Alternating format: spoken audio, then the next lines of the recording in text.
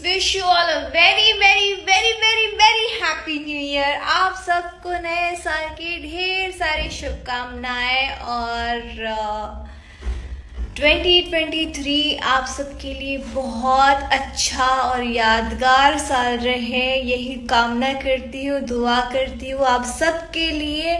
और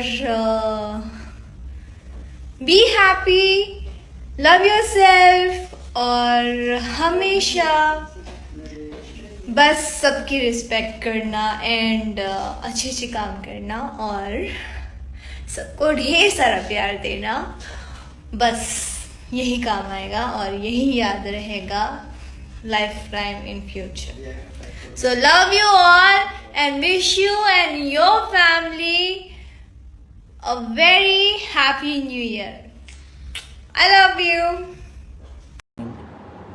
सबके दिल से प्रणाम बा भाई।